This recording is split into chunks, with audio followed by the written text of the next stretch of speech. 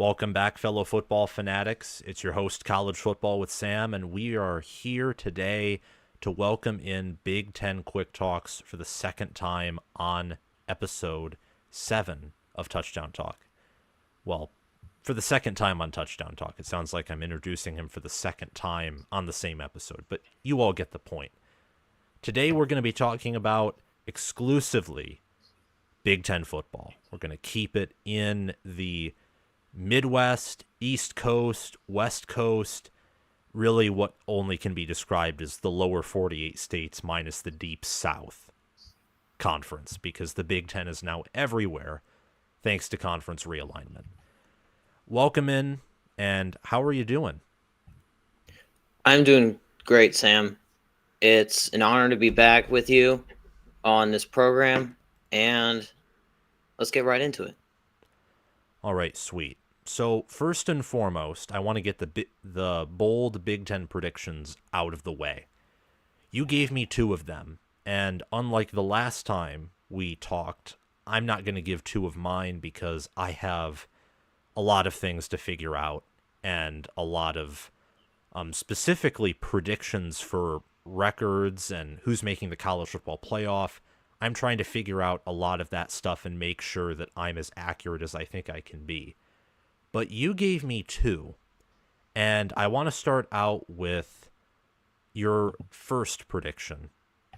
Washington will be sub 500, which means they won't go bowling. And you said that was a 4 out of 5 on the boldness scale. Why do you think that's going to happen, and why do you think it's bold? Right. So I do think that Washington will most likely go 6-6, 7-5, but I think that this is a little bit bolder, saying that they will go 5-7, 4-8. Really, they have a really tough schedule. There are teams on there. The teams I think that are better than them, outright better than them on the schedule, teams like Rutgers, Michigan, Iowa, Penn State, USC, Oregon, are all on their schedule. Washington, a lot of turnover, especially at wide receiver, offensive line, specifically at tackle, defensive line, and a bit in the secondary. I think at quarterback, they'll be fine with Will Rogers. I think that he is a lot more proven than people really see. But I doubt that this current Huskies team is going to be ready when they face just legitimately physically tougher teams like Iowa, Rutgers, frankly, Northwestern, who's also on their schedule, teams that are just physically tougher teams. So I think that they could have a hard time adjusting to the style of play. And I also think they have a legitimately tough schedule. And it is, in my opinion, a possibility that they will go 5-7, 4-8. Will they? This is why it's a bold prediction. So those are my thoughts on that. Yeah, I mean, Washington brought in a really good transfer portal class.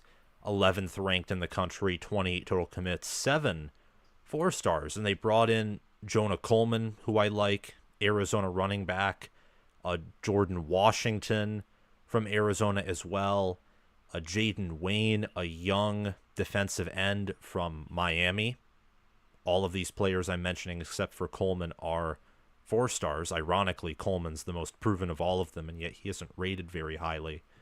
And they also brought in some good trench players as well. I think that Jed Fish is doing a good job with what he inherited, and what he inherited is a team that is only returning 2 starters. And I think 3 if you count Greedy Gross coming back at kicker, which is big. But they lose a ton. And their defense last year was good at best, had great moments, but really on average was just above average, at times was also mediocre. And the offense loses everything and everyone that matters. They do. The backups obviously have gotten good development by a great staff and Kalen DeBoer and what he did, along with Ryan Grubb. But They do have a tough schedule. I think that games against Michigan and Penn State in particular will be tough. And then, like you mentioned, Rutgers, Iowa, even a team like Northwestern, and also Oregon, former conference foe and still conference foe just in the new Big Ten conference, Oregon, who's also a rival. And they will be out for blood because they're 0-3 against Washington under Dan Lanning, and I think that Lanning is going to take this opportunity to try and show Washington who's the true champion of the North. I don't think that this prediction is extremely bold, only because whether it's Michigan, Penn State, Oregon, and then you throw in Rutgers, Iowa, USC, Washington State returns a decent amount of production, and I know that they'll want to play Washington close. They still view Washington, obviously, as a big rival. And then there's Northwestern. I do see 5-7 certainly as a possibility, and Washington just loses a ton. I have a hard time seeing them go better than 7-5, honestly. But that is just my opinion. I don't think it's as bold as you say, but I agree with what you've said about how since they lose everyone, bring in a new staff, join a new conference, and have a tough schedule, those are all great reasons to have Washington out. I think it's just bold because everyone has just seen them in the national championship beating Texas in the playoff. It would just be like it took everyone in the first month of the season last year really by storm when TCU was so bad. Yeah. I just think that Washington's going to have something around that. And just people aren't really prepared to see Washington go. I mean, Washington has higher odds than teams like Nebraska to go to the college football playoff. I think I saw that. They have really high odds. It's anyway. Yeah, no, that does make sense. And Washington last year was better than TCU in 2022. And I think there's a chance that this year's Washington is worse than last year's TCU. Last year's TCU at least returned a few starters and played in an easier conference, staying in the same conference. Washington loses more, and they move to a tougher conference with a tougher schedule. That could really rock the boat there in Seattle. Your next bold prediction is that Dylan Gabriel wins the Heisman Trophy. I don't think this is that bold at all, and I don't think you thought that way exactly either.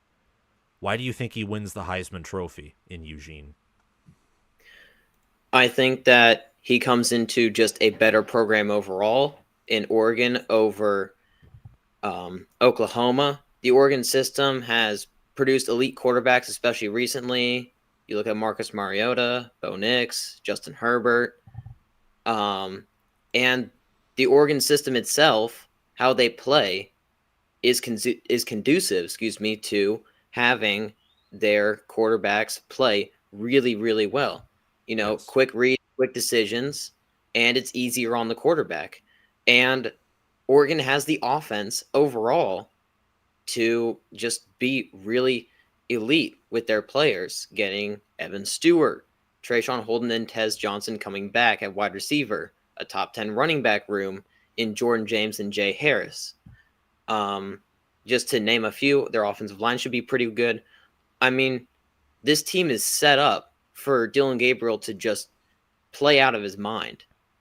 And Gabriel was a really, really good player last year.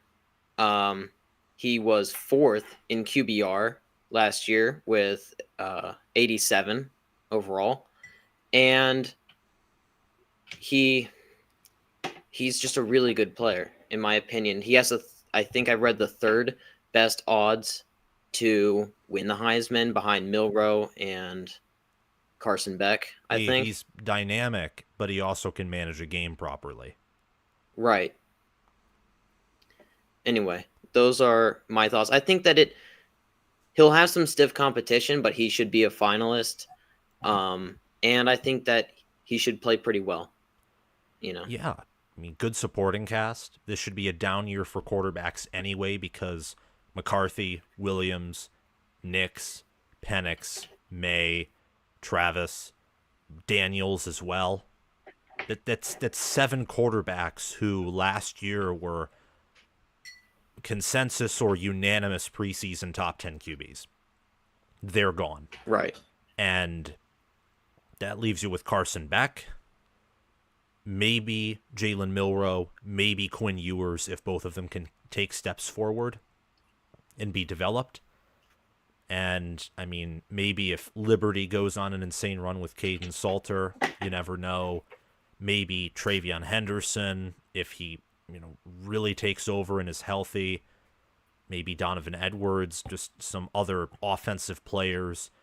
Maybe at wide receiver, someone can emerge. But this year seems to be down at quarterback already, and just down, period, in terms of average level of play for a team, in my opinion, given how much these great teams from last season lost. Missouri and maybe Georgia, but at most those two are the only teams who finished in the top 20 last year who are top 25 in returning production. Last year, you had 2 teams that finished in the top 25, top 20 in the top 5. And those 2 teams actually finished top 15 in 2022. Florida State, not Clemson. Florida State and Michigan. Florida State returned the most. Michigan returned the 5th most entering 2023 from 2022.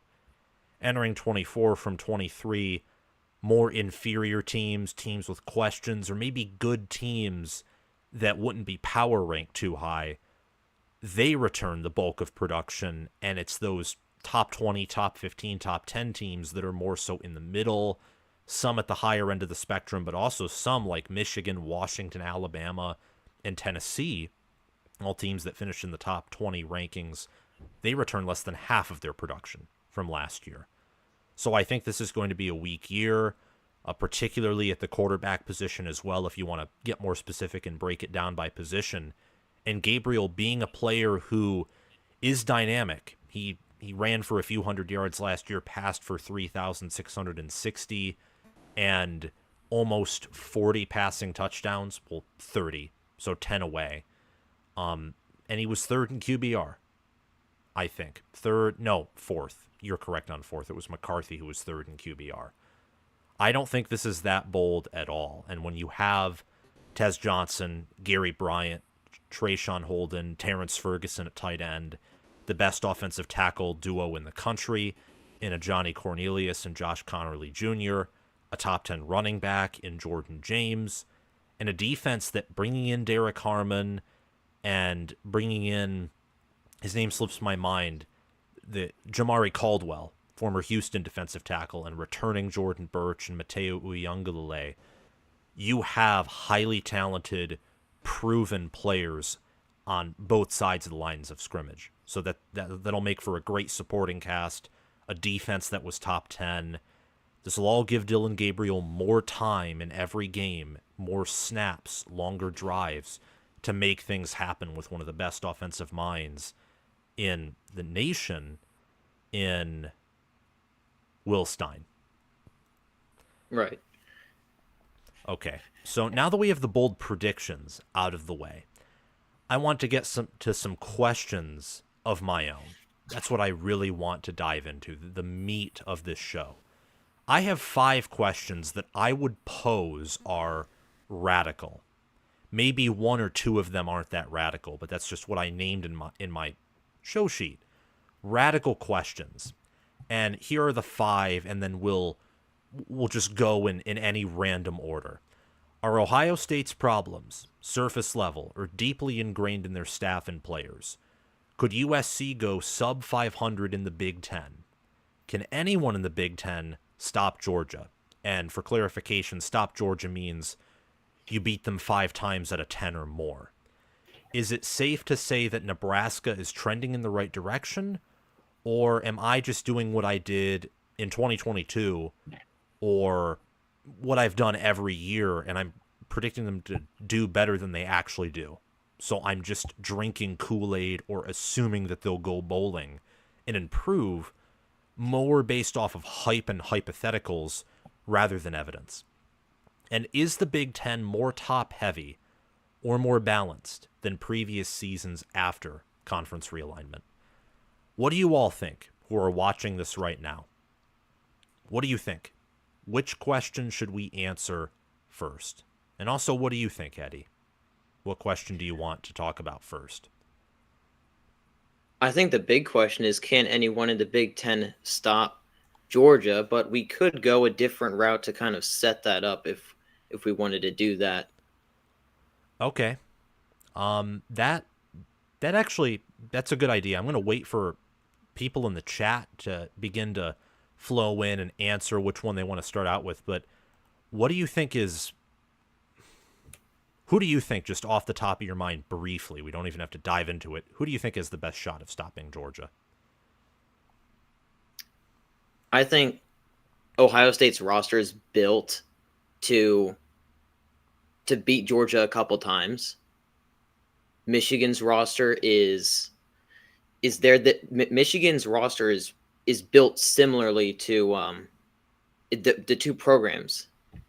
Georgia and Michigan are kind of built similarly. Penn State, can we trust them to even beat Ole Miss in a bowl game? No. Nope. No, we can't. We can't even do that. So why would we expect them to beat Georgia? They're fine with the moderate teams. We can get into Penn State later if we want, but I don't really trust Penn State at all when it comes to this, or James Franklin, and more specifically. And Oregon, like we talked about earlier, is still, as a program, just behind Georgia. Case in point, in 2022, the 49-3 shellacking. So yeah, but don't you think, like, looking at last season, Oregon was ranked ahead of Georgia in power rankings for much of the year. They didn't play too different of schedules, at least before you factor in their bowl game and their championship game opponent. And Oregon was just dominant and whipping these teams left and right. Georgia really, in my mind, is almost inflated as a team based off of their Orange Bowl performance. Make no mistake about it, they were near elite or elite last year, but they didn't carry that same level of dominance. I mean, this is the team that trailed against South Carolina. They let Georgia Tech, and by let I don't mean like let Georgia Tech, oh, we just don't care about our rival, but Georgia Tech was actually in that game at multiple points. Mizzou was competing with them. Auburn was running up and down the field on them until the fourth quarter. I mean, objectively, even with their blowouts against Ole Miss and Kentucky, which I think is more due to how their offense and team is built rather than anything that's necessarily uber impressive, they were not as dominant as Michigan. And I don't think even in the regular season they controlled games as efficiently as Ohio State and Washington did, outside of maybe Washington's game against Arizona State and Ohio State's against Notre Dame. I only bring that up because Oregon last year, I think they were there.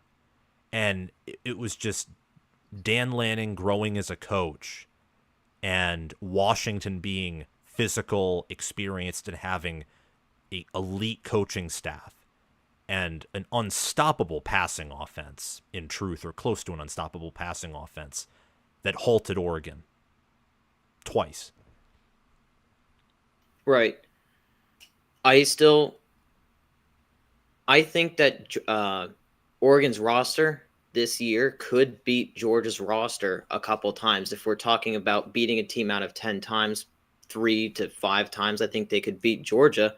But I just think as a program and as a head coach in Dan Lanning, I think he still has some maturing to do when it comes to battling out with Nick Saban. Not Nick Saban. Kirby Smart. Excuse me. Kirby Smart is the number one head coach in college football right now, and he has all the cards pretty much. When it comes to it, he knows all the tricks in the book. He coached under Nick Saban. I still think Dan Lanning still has some learning to do, some maturing to do. I think he's almost there.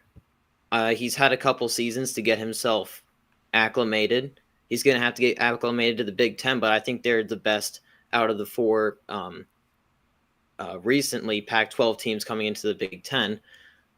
I just think Ohio State, if you were to tell me, could they beat Georgia 6 times, possibly 7 times, 5 times, I think that I would be inclined to say Ohio State a little bit more. I think I trust Ryan Day's game management a little bit more than Dan Lanning, although they're kind of right there. But I would take Ryan Day over Dan Lanning for the moment when it comes to play calling and just managing your team on the field. I agree. That's with just that. my opinion. So, who do you think, because we've kind of, well, dragged our way here, or, who was the best shot at beating Georgia? Out of the big four teams, the far and away favorites to win the Big Ten, Ohio State, Oregon, Michigan, Penn State, how would you rank them in order of beating Georgia? At number 4, yes, you guessed it, Penn State. No one trusts James Franklin to even beat Ole Miss or Michigan or Ohio State, much less Bama. So, yeah, they're not going. They would probably beat Georgia once, getting lucky, in my opinion. Not to be harsh on Penn State, but that's just who they are right now with James Franklin. They have a good team. It's just they have that stigma. Anyway, number 3, I would probably rank.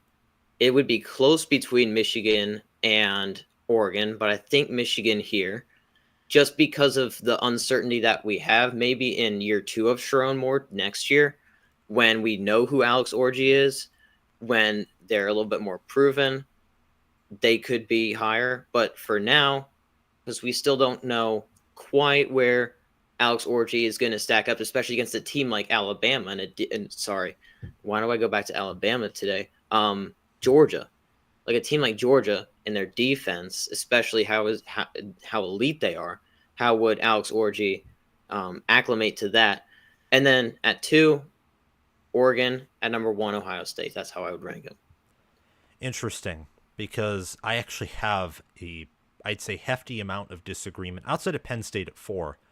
Look, Penn State, it really comes down to head coaching with James Franklin. That's really where it goes to. This team this year is underrated by practically everyone except for ESPN's FPI, which makes me question whether they're underrated or not, because FPI is insane, like on all kinds of drugs, typically. But they get a few things right, and I think they're right on Penn State being one of college football's best teams.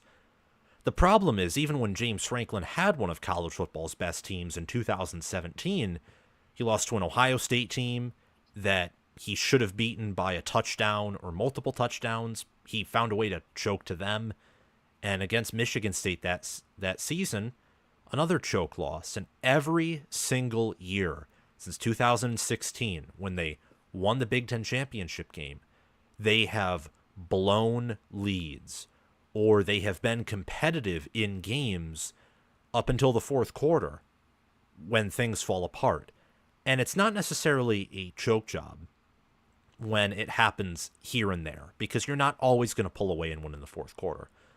But when your record is worse than 1 out of like every 5 big games you win, when you're winning less than 20% of your top 10 matchups, that's a red flag, a big red flag. That is a building on fire in the distance telling you, do not come here. And they have questions with Drew Aller. They have questions at the offensive line. They have questions at wide receiver, defensive back, even parts of the defensive line, despite the fact that I think that Danny Dennis-Sutton and Abdul Carter are going to be amazing as a defensive end duo, and they return all 4 of their 2-deep defensive tackles, including Hakeem Biaman, Keziah Izzard, and some other 2 players whose names I forget. But Julian Fleming's not a guarantee at receiver. They lost Lambert Smith to the portal. I love Tyler Warren along with Nick Singleton, Katron Allen, Cooper Cousins look good in the spring game. But you look at Georgia, and I would just say nope. Michigan, Yeah. I have at third, which might puzzle some people, and I actually have them at a distant third. I think Ohio State and Oregon are in their own category when it comes to matching up against Georgia. For Michigan, and I want you guys to pause and think about this and not be reactive. If J.J. McCarthy, all else constant, everyone else leaves, Jim Harbaugh leaves, everything else at Michigan happens the exact same, except McCarthy comes back, they would probably be number 1 or number 2 on this list. In fact, they'd probably be number 2 or number 3 by a significant margin in my national rankings, power rankings, and just ranking teams based off of the achievements I think that they would earn. Michigan is still loaded in the trenches. They're still loaded on defense. They have 2 projected first-round defensive tackles in Kenneth Grant and Mason Graham coming back. They return Will Johnson, first-rounder. They have 3 first-rounders on defense. Josiah Stewart and Derek Moore will be drafted by the NFL. And Amir Hall, incoming transfer, he's great. He'll likely start at corner. And they have players such as Jaden McBurrows, Makari Page, and Quentin Johnson, Zeke Berry, and Brandon Hillman, and others in that secondary who are ready to either step up or continue to make hefty contributions. And Ernest Hausman, he's a future NFL player. Same with Jayshon Barham. Their defense could be the best in the country.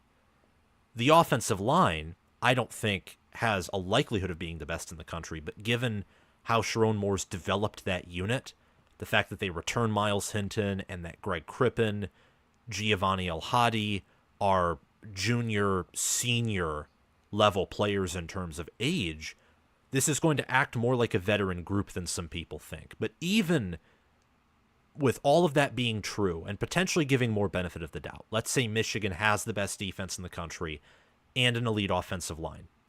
The questions at quarterback and receiver are so deep and concerning that Michigan will likely have a one-dimensional offense. Donovan Edwards plus an elite offensive line is going to be scary, along with an elite defense. It might beat Ohio State again. It might beat Oregon. It could certainly beat Texas, given some of the concerns they have on defense.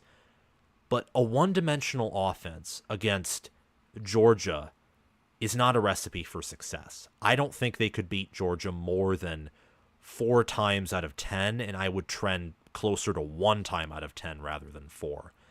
And then Ohio State and Oregon, it really is simple. They're close to Georgia in terms of talent. Ohio State has the elite defense of Michigan. It's built differently. Michigan, I think, is much better up front than Ohio State. And by much better, I don't mean in the sense that Ohio State's bad. In fact, Ohio State's elite to near elite in that range up front.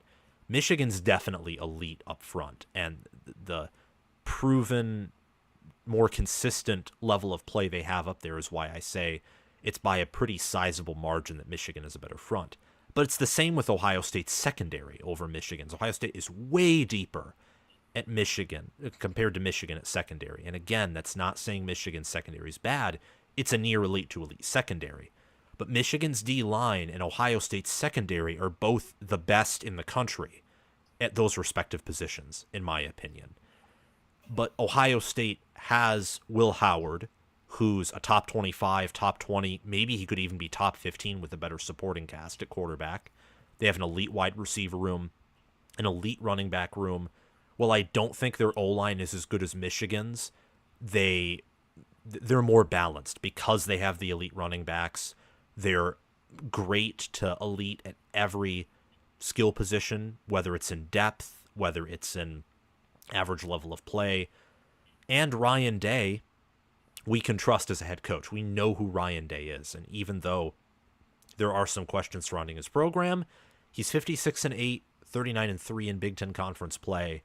And for Oregon, they're up there with Michigan in terms of trench play, but then they borrow the best of Ohio State's world with how awesome their skill position talent is. Their biggest question is the defense. Their defense last year was top 10, and looking at College Football Nerd's website in terms of, I want to say, expected performance or relative performance, they were top 10 as well, but they didn't face too tough of a schedule, and Washington manhandled them twice.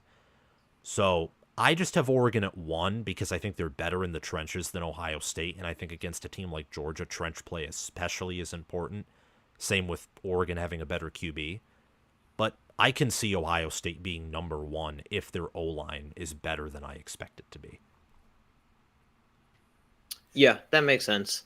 I largely agree with what you said. I think Michigan would stack up a little bit better just because of the fact that they've been there and done that, and a lot of their coaching staff, namely with Sharon Moore, they've been there and done that as well. So I think that they have the coaching experience and the player development to be there with Georgia. Nevertheless, I can only see them winning 3-4 games against Georgia out of 10. You know, that's a good point that I didn't initially think of, is the fact that Michigan has been there. They've won the national title. They've won playoff games. Penn State, Oregon, they have not done that under their current regime. Ohio State did in 2020, but barely any of their current players even played for that team in 2020. If some Ohio State players were on the team in 2020, they were either extremely young, of course, and if they were playing college football during the COVID season, they were most likely at other schools if they had major playing time, or they were just amazing. Well, even if they were amazing at Ohio State, then they wouldn't have redshirted unless they were injured, so they'd probably be gone by now anyway.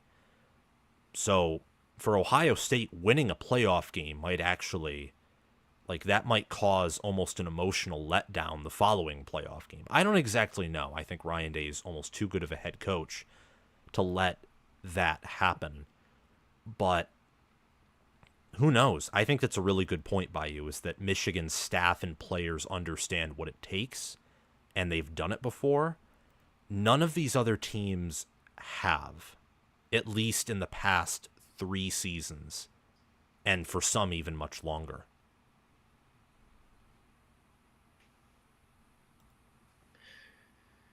Yeah. Excuse me. Oh, you're all good. I do you think that we answered that question fairly well? Yes, I think that we went into enough detail to provide everyone with our thoughts there. Okay, perfect. Because we could debate and talk about that one all day, because that's We 5 could. teams We really we're could. discussing. Okay, next up on the chopping block is, are Ohio State's problems surface level, or are they deeply ingrained in their staff and players? Do you think Ohio State has many, if any, problems, first of all? I think that they have a lot of mental and just programmable issues that they have to leap over this year in order to be where a lot of people are projecting them to be. They've lost to Michigan for 3 straight years. That's a fact. You can't ignore that. They've just had trouble with playing against good SEC opponents. That's a fact. Let's go back to Mizzou last year. You could give all sorts of excuses. They just have issues with these problems. So yes, they do have these problems. I think the big question is, are these problems going to be addressed in season? Because next season, this coming season, let's say they lose to Michigan and they don't win the national championship.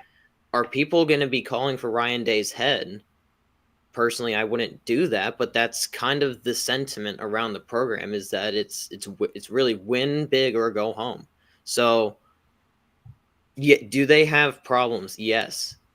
I think that they're deep, but not as deep as some people might say, because I think that they can be overcome.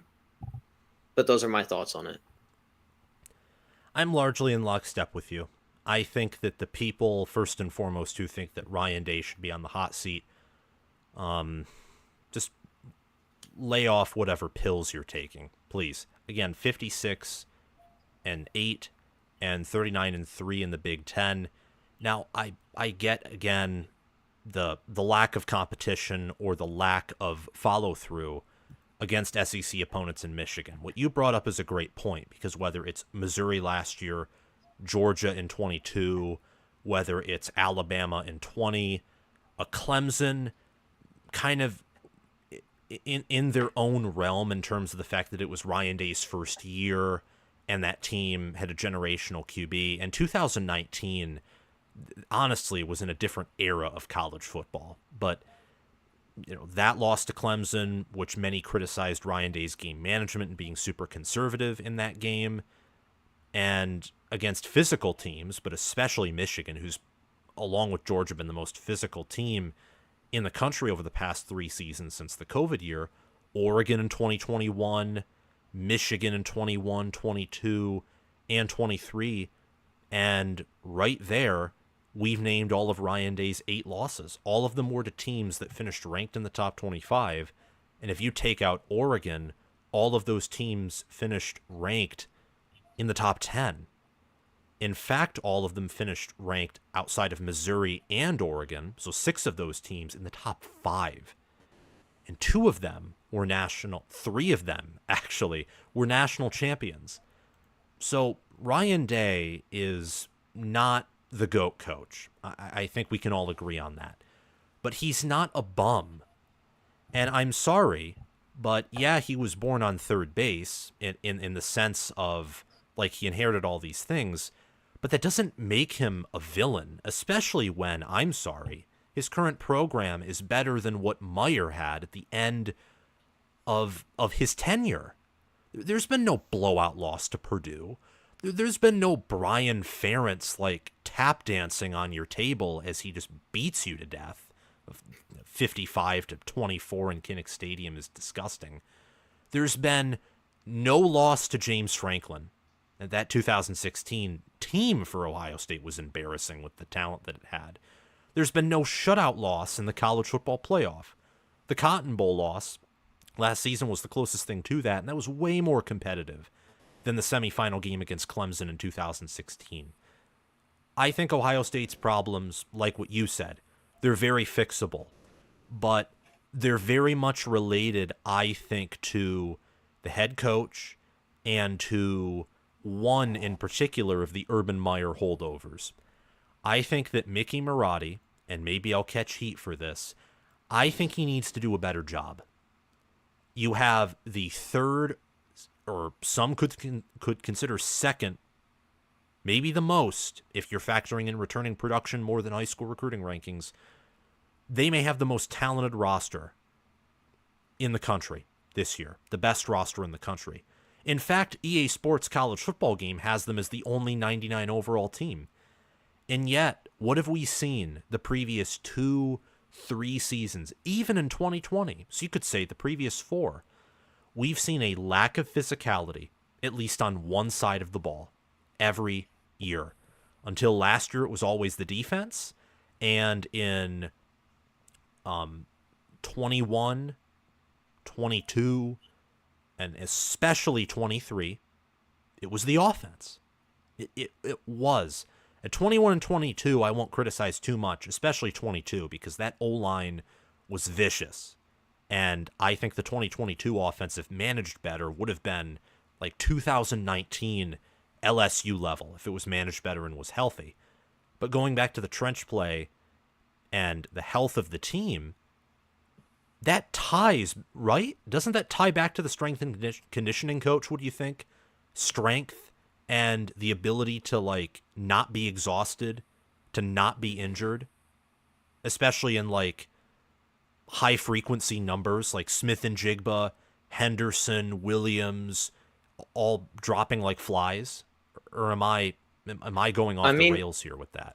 That's what's built premier programs, though. You look at Michigan, built on strength and conditioning, obviously recruiting and transfer portal and all this, but you look at it, the bare bones of a premier program, Go to Alabama, a couple years ago, but even going back to the 2010s. Look at Georgia. These teams are built on strength and conditioning and having elite strength and conditioning, along with recruiting, along with player development. But really, it's how you build a premier program. And Ohio State has been doing a bit better job of that.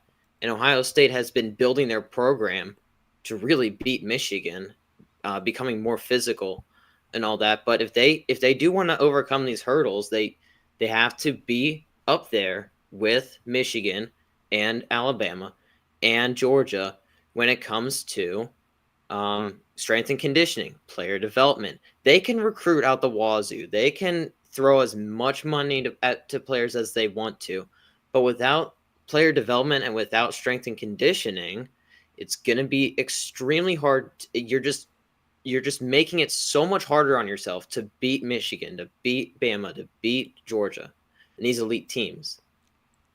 Yeah. And again, Ohio State's strength and conditioning program isn't bad. It's good. Right. It's great. It may even be near elite. But it's behind Michigan's, it's behind Georgia's. I don't exactly know if it's behind Alabama's, but Alabama has still put out better draft results, and they've actually beaten Georgia, like one of the most physical teams in the country, in the previous 2 seasons. And I think they've had worse assistants, in my opinion, at least. And if you're Ohio State and you're trying to be the best of the best, then great isn't good enough. Near elite, most of the time, isn't good enough. Occasionally you can have a position or two, or maybe a coach or a few who aren't the best of the best or competing for that in their realm. That's okay. Michigan, their wide receivers have never been elite over the previous 3 seasons. Never. For Ohio State, that's largely been the case, not at exactly one position, but you can point to different positions. It's just concerning to me that Ryan Day has taken care of all the assistants, all the coordinators, but I haven't heard too many big changes at strength and conditioning. I just haven't. And with Ohio State, last recruiting class, they only brought in two high school offensive linemen. One was a low-level 4-star, the other was a 3-star. And they brought in Seth McLaughlin. They have been recruiting worse and worse every year at the O-line. They haven't developed exactly well. The defensive lines are still great. They very well will probably be elite this year, but they haven't been the same as those Urban Meyer defensive lines, and they're still suffering injuries. I mean, Ibuka and Henderson last year, injured at times. Julian Fleming wasn't as consistent. Lathan Ransom, big-time starter, he got hurt. Michael Hall, yet again, was consistently hurt. And Ryan Day is, like you said, trying to make this team more physical and more like Michigan. And in some aspects, that's good. But this team, whether it's recruiting, whether it's current coaching, or whether it's the fact that, frankly, they're just more talented than Michigan in terms of what they can do. They can be more versatile on offense than Michigan can be. Heck, they can probably be more versatile and adaptive on defense as well because they have better talent, a better baseline of talent. I think that they're limiting their ceiling, and in fact they may even be playing into what is still a current weakness by trying to be overly physical. Like, being physical is good, but you have to have the right ingredients to bake the perfect cake. And I don't know if they have the right ingredients right now to do that. And I mean, look, they recruit all the extras. They recruit all the luxuries. They get all the 5-star wide receivers, all the 5-star quarterbacks. Just look at their quarterback room; it's loaded. But you need to, especially in the Big Ten, and they found out the hard way, having really, if you go back to 21 and 22, Chris Olave, Garrett Wilson, and Jackson Smith and Jigba, you had all three of those, and you still lost. You got beat by Michigan. You lost to Michigan twice with elite first round receivers, and you need players around those receivers. You need players on the offensive line. You need development at the offensive line. Um, you need players at running back. You need to play a better style of football than just using all of your luxury resources and not using your foundational resources as much. That's just my opinion. Yeah, and they had, I mean, whether it's Nicholas Petit Fryer, whether it's Luke Whippler, whether it's Paris Johnson Jr., I just named 3 Ohio State offensive linemen over the past 3 seasons, really 2 from 21 and 22, who went to the NFL or who did well at their pro day, at the combine. And there are more. Like they've had players. And I think that's where I tie this all back to strength and conditioning or poor scheme. And I think Chip Kelly coming in fixes the scheme aspect on offense. Jim Knowles has fixed it on defense. But Georgia has the better strength and conditioning. They have the better head coach. Many of their players have experienced playing at a championship level and being physically dominant. Ohio State in their big moments has mostly been physically dominated under Day. And that's that. But then again, Kirby Smart's teams before his national title in 21 were largely out-schemed, especially when it came to the offensive side of the ball before he hired Todd Monken. So I just think that different coaches, different situations, different programs, you're going to have a diverse amount of questions and problems that need to be solved. I think Ryan Day likely will figure it out at some point, but this wasn't the year, I think, for him to take a look and make changes at strength and conditioning.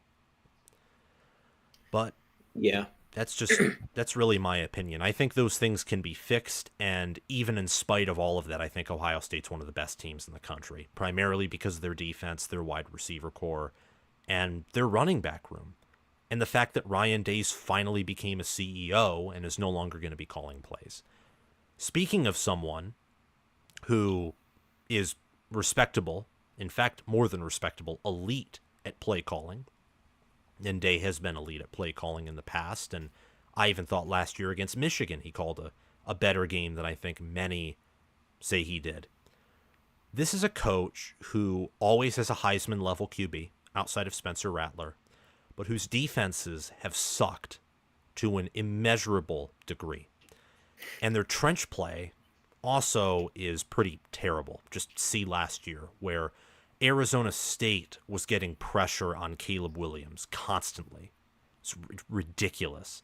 And their defensive line, even with talented players, are getting pushed around. They couldn't crush a grape in a food fight, and if they punched a papier-mâché box, their hand would break. I give you the USC Trojans.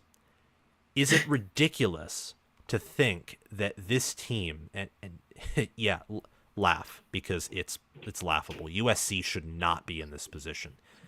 Can they go sub 500? Like, is that possible? Not even possible. Is it more likely than anyone would think? In the same way that asking the question of them losing 3 or 4 games last year was viewed as bold, but it actually wasn't. Yeah. So I do see a world in which this happens, but it would be an awful tough world to see that happen. In my opinion, USC, I don't get the hype as a 9-10 win team, as I see with some other people that I've seen project them.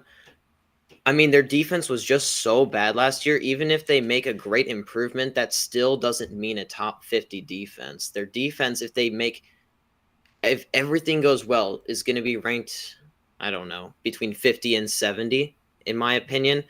They got legitimate coaches. This isn't Alex Grinch walking in here. D'Anton Lynn is a legitimate defensive head coach.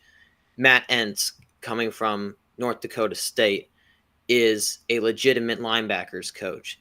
Getting better players like Bear Alexander, Kamari Ramsey. These are all upgrades that you love to see. and they're necessary for a program like USC to make these to get to this next level. I mean, they were stuck in second gear for so long because only their offense worked. And it's going to be tough moving into a Big Ten that really, the physicality and the play style of the Big Ten does not match up well to USC, especially last year's USC. Will it be this year's USC? Um, it's tough to say, really, until you see them. I think this season does hinge on Millard Moss a lot on offense. The defense will make strides to be better. They will be better. There's no possible way they could be worse, right? So, especially with the players and coaches that I just named, they'll be better on defense. On offense, can they score enough? That's going to be the question with USC. Can they score enough over teams like Wisconsin, Rutgers, even Penn State, Nebraska, Notre Dame, LSU, Michigan, the tough teams on their schedule? I jumped a little bit to this, ahead of the schedule there, but it's can they just be more physical than these Big Ten teams? Even Notre Dame, can they be more physical than a Notre Dame team that brings back all of their defense and will be a top 10 defense? On the offensive line, I don't know if they can be that. On the at defense, I think that they'll be better with players like Bear Alexander at defensive line and Kamari Ramsey at corner, and they got some other names that are escaping me now, but they'll be better. But can they acclimate to a Big Ten style of play that they really aren't used to and would be terrible playing against last year, Yeah. Look, USC, like you said, the defense will improve, but even a great stride could still be a bad defense. It could still be, they could make strides and still have the worst or least efficient defense in the Big Ten, because the Big Ten is just that strong and powerful defensively. So their schedule, you didn't get to it too early. In fact, the schedule is something that I think is very important for USC, because I think if you put them in their schedule last season, I don't think the near disaster at Cal happens. I think that looking at that game against Notre Dame, they're probably better equipped there. I think that against Utah, they probably beat that Utah team. Just that's me inputting what I think this year's team will be into last year's team, because they'll be more balanced, and balance helps prevent a game like Notre Dame from happening, or Utah, where these teams have, I mean, Notre Dame blowing out USC on average probably doesn't happen. And Utah beating USC, in retrospect, given how bad Utah was at the end of the year, maybe that doesn't happen all that often. Same with UCLA. They nearly totally collapsed by season's end. But their schedule this year, like you said, LSU, that's a physical test. Then they have Utah State. That's probably one automatic win.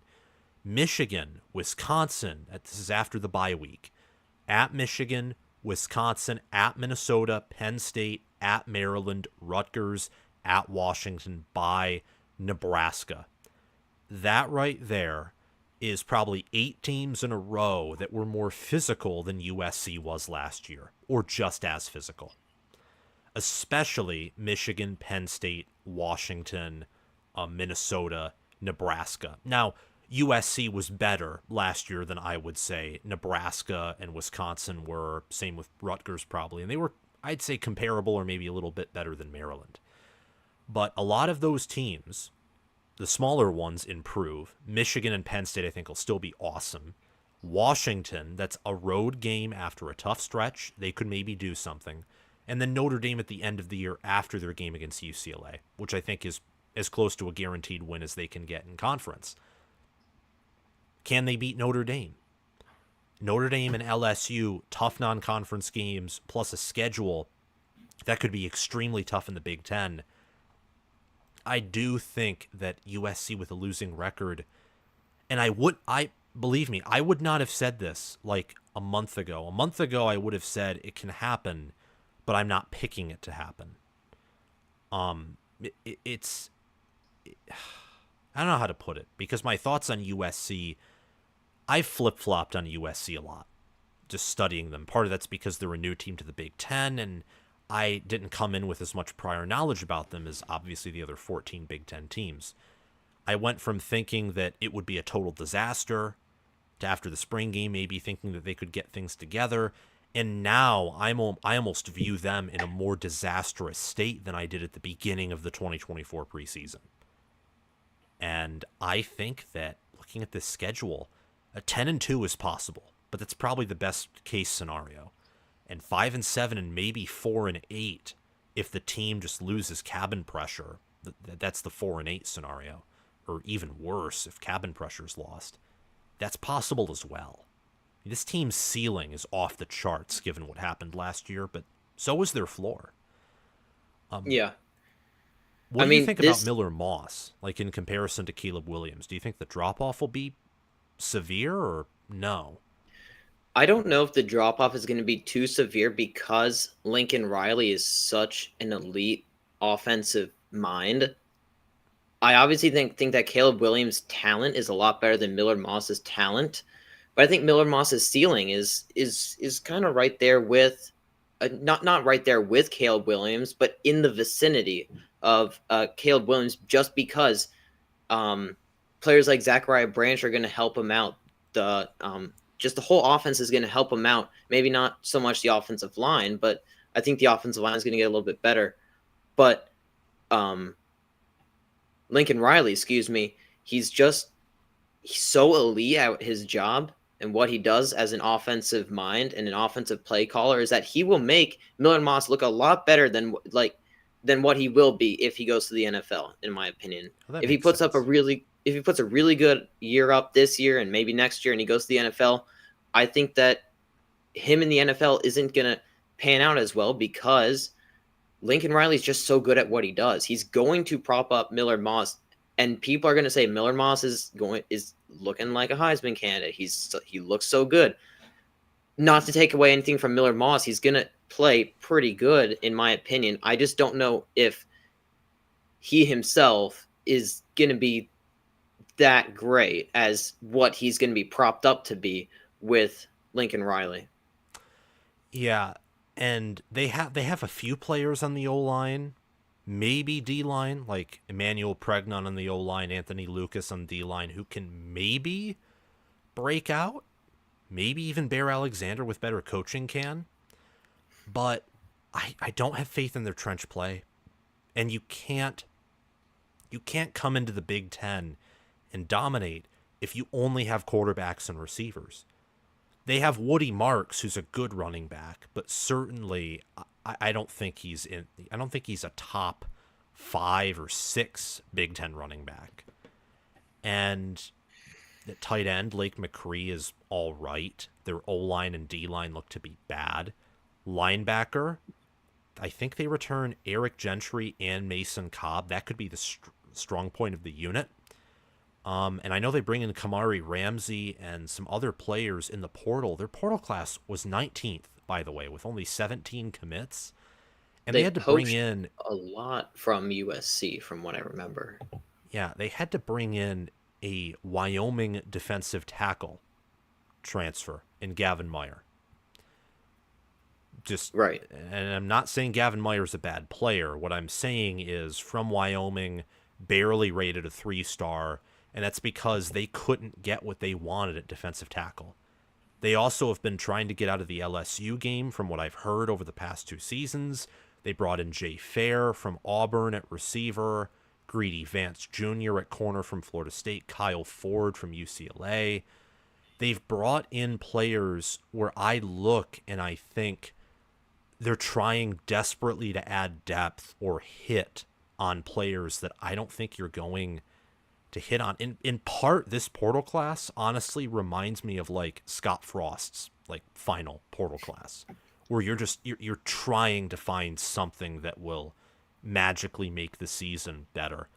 But then again, I do think USC and Lincoln Riley are in a much better position than Frost and Nebraska were. Speaking of the Cornhuskers, do you think that Nebraska's current hype is justified? Or do you think that there is a sense of hype and excitement and a desire so strongly for a program for Nebraska to be back that you and I, who are high on Nebraska, are just drinking the Kool-Aid? Well, when you look at Nebraska, I think you have to look at Matt Rule's path as well. I'll just start out with this, then work my way over to the roster, then the schedule. Matt Rule, in his two previous jobs, it's weird to see patterns like this, but at Temple and at Baylor, year 2 was a jump. Year 3 was a jump in win totals. Year 1 was always rough. Year 1 was rough for Nebraska, but they managed to get 5 wins out of possibly the worst quarterback play I've seen in a long time, with just the turnovers and just everything. I mean, everything was just so poor coming out of that position. And now you get a bona fide starter in Dylan Raiola. You do. And he's going to start.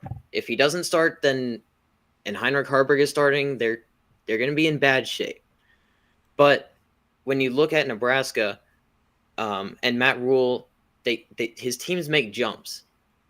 So I would expect with Nebraska for them to make a jump. Now, when you look at their roster, I think that their roster is one of the more complete rosters in the Big Ten. They don't have a bell cow running back, but they have 4 legitimate running backs. They have 4 legitimate wide receivers, in my opinion, if Malachi Coleman can get healthy. Their offensive line is going to be up and down, but they brought in Micah Mazuka, a higher-rated player from Florida. Their tackle, Bryce Benhart, and their center, Ben Scott, should be good. And they return a lot of the defense that really made Nebraska's season last year. They were ranked 11 or 13th, bottom line, a top 15 defense. They return a lot of that, especially at defensive line. They got a linebacker transfer, from what I remember, in Stephon Thompson, and then their secondary should be underrated as well. So when you look at this roster, it's really a really good roster. And you look at Matt Rule's trajectory, he's always going to make this year 2 jump, this year 3 jump. Not always, but they look like they are going to. And then you look at their schedule. I did a preview on Nebraska on my channel, if you want to see that. Really, you look at their schedule, and you can be conservative and say that they'll win 7 games. You look at the first 7 games, being conservative is picking them to go 6-1. I think that they, out of, just off the top of my head here, Colorado and Rutgers, I think that they go 1-1 versus them, and then they will probably win the rest of their games in their first 7 games. So you go 6-1 into an Ohio State game in which they will probably lose. Then you have teams like UCLA, which they will probably beat. Excuse me. And then your final 3 games, you already have 8 wins, and you have 7 wins, from what I'm projecting. 3 games to win 1 or 2 games, and you're there at 8 or 9. So I agree that they are trending in the right direction. Is there some unjustified hype when people say that they'll win 10 games? I think so, because I think 10 games is a little bit too much to see from a Nebraska team that just went 5-7 in such bad quarterback play. I don't think you can say that Dylan Raiola is a perfect quarterback, and he will have some struggles. He will. But especially the beginning part of that schedule, UTEP, Colorado, Northern Iowa, all teams that don't have a secondary, especially with Colorado. The only secondary player is Travis Hunter, and he can get gassed, whatever. And God bless him, because they play him every down. Didn't they run some stat during the season that he ran like a bazillion yards or something like that? He ran like over 1 million yards in one game just running back and forth. It's insane. But generationally talented player. But part of me almost wonders, like, out of all the players to follow Deion Sanders, why would he? Because he could have went to any school in the country. And, I mean, part of me gets why he went to Colorado, because he'll definitely play you know, dual positions there. He probably wouldn't Right. at most other And they schools. need him. They need him to play dual positions because they don't have anyone else in the secondary to be Nope. their corner number one. They Yeah. don't really have wide receivers for him to not be on the field. Yeah, they have Jimmy Colorado is Horn and that's it. we could really do a whole show on Colorado, to be honest with you. Yeah. But I can't help but not be optimistic about Nebraska. I really can't. You can't tell me that Nebraska isn't going to go bowling. You can't tell me that Nebraska is only going to have 6 wins, especially with this schedule. You try and find losses on that schedule. I challenge any one of your listeners to find 6 losses on that schedule, to find 5 losses on that schedule, because there isn't. They're going to be favored in a lot of these games. They're going to be favored in probably, depending on how the late season goes, about 8 or 9 games. But Yeah. anyway, No, you brought up really, I think really good points. The only stat that I would add to what you brought up is returning production. They're right. 20th there. They return 71% of their production. And this isn't like they return all of their great defense or all of their bad offense, but the other side completely lacks. They're top 35 in both, and they return more than 70% of their production on both the offense and the defense.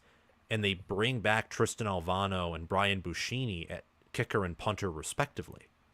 So they have roster continuity. They're balanced on the roster.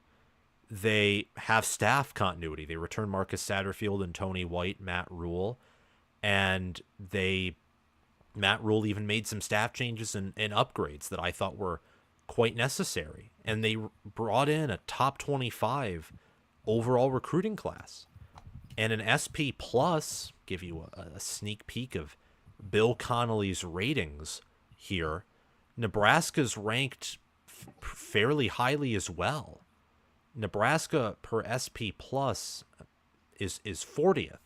Now that may not sound great, but with their schedule, I mean, playing UTEP, playing Colorado, Northern Iowa, Illinois, at Purdue, Rutgers, at Indiana, at Ohio State, UCLA, USC, Wisconsin, and Iowa, you look at their opponents. Ohio State's second in SP Plus.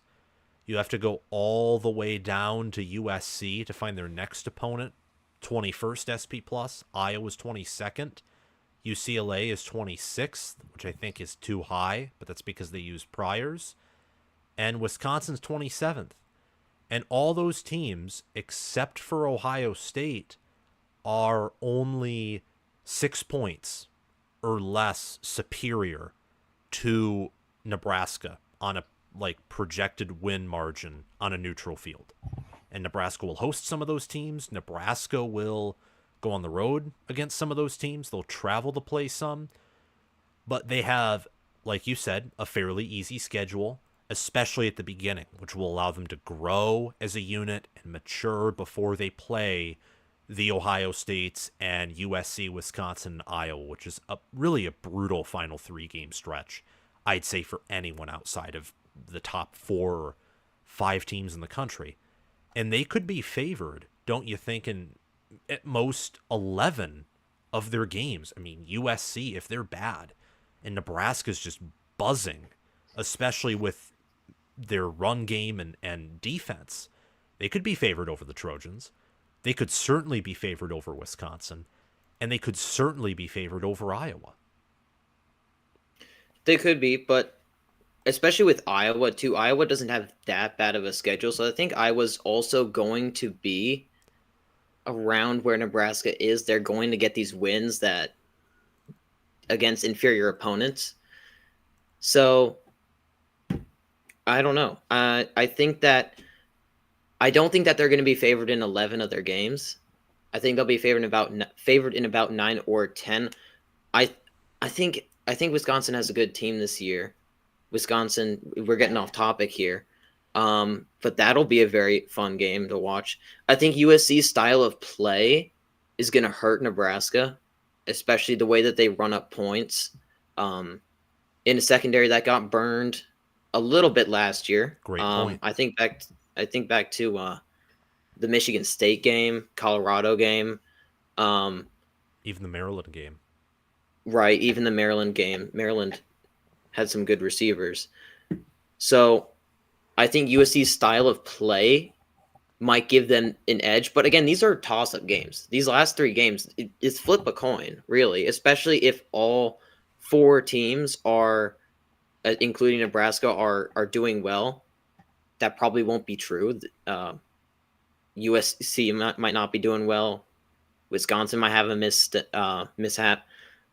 But I just want to end with this. When it comes to Nebraska, and we talked about player development and all this other stuff beforehand with the elite teams, I think Nebraska is almost there. I think they're near elite in player development. They're already there in recruiting. So I think that their staff, they have an elite staff as well. If they can hang on to Tony White for one more year, they might be just elite flat out. Yeah. I mean, Tony White is I was so surprised when he did not get a job as a head coach. And then I think Matt Rule just is a flat out great head coach as well when it comes to college. You cannot take the Carolina Panthers and say, "Oh, look at how bad this guy is as a head coach." It's just ridiculous when people bring up Matt Rule at Carolina, because the NFL is such a different game. And yes, Nebraska is still Nebraska. I see that in the chat. But you also got to see Scott Frost is still Scott Frost. And those teams, I think that you have to wipe the slate clean with Nebraska after Scott Frost, because Matt Rule is just such a different animal. He's so attention detailed oriented. And I mean, and Nebraska does a good job marketing too. They put out the videos, they put out off-season hype, which gets all of us riled up. And I mean, you look at their practices, they are working on not throwing interceptions, on not fumbling the ball. And especially with Dylan Raiola too, which he should start, he doesn't throw interceptions. So when it comes to that, especially in the spring game too, we saw some really good signs of that as well. The one interception that Raiola threw was off the receiver's hands, was not his fault. And last year, when Jeff Sims came into the game, I think he threw like 2 or 3 interceptions. Oh. People should have seen that coming. But Nebraska hype, as we've been saying, But anyway, I should hand this over. No, you're good. I mean, I think you're knocking down every point very well. Very, very well. Jeff Sims, for example, it sounds like you thought entering last year that he wasn't going to be good. Is that correct? I was bought in with the hype. I mean, Nebraska's hyped up every year. By the way, in the chat, hype does not equal results, in my opinion. I just want to make that clear. But hype does help you see what's going on with the team, especially with videos that a university puts out. Marketing. They help you see what's inside of a program. And when you look strictly at the roster, anyway, sorry, I'm getting off topic. But anyway, I just think that Nebraska, they are trending in the right direction. You cannot say that they're not. You can't say that they're not trending in the right direction at this point in time. Their roster is just so well-rounded, and the schedule is just so easy for them. It's hard not to get excited. Yeah, the only thing that I would push back on, just to steel man the argument that they aren't back, is they pivoted in their identity toward the end of last season, even when they had a good QB or a serviceable QB play against Wisconsin and Iowa. They still found ways to blow games. And their schedule, while easy, I mean, last year's schedule outside of Michigan was very easy. The West was weak, and they just couldn't take it. And whether it's Colorado, whether it's USC or Wisconsin, obviously Ohio State, but even maybe Purdue, all those teams I mentioned have quick receivers, and especially in the case of Wisconsin, USC, Colorado, and again, obviously OSU, they have deep receiver rooms, and they have at least above average to elite quarterbacks to go along with them.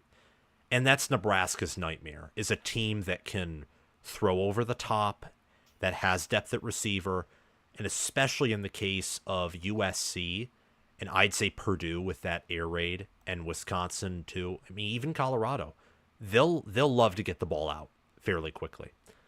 But that's really it. I agree with you that they're trending in the right direction, and whether it's looking at Matt Rule's past resume or looking at recruiting, returning production. There's also the freshman QB element, which I'd say for most programs would be a red flag.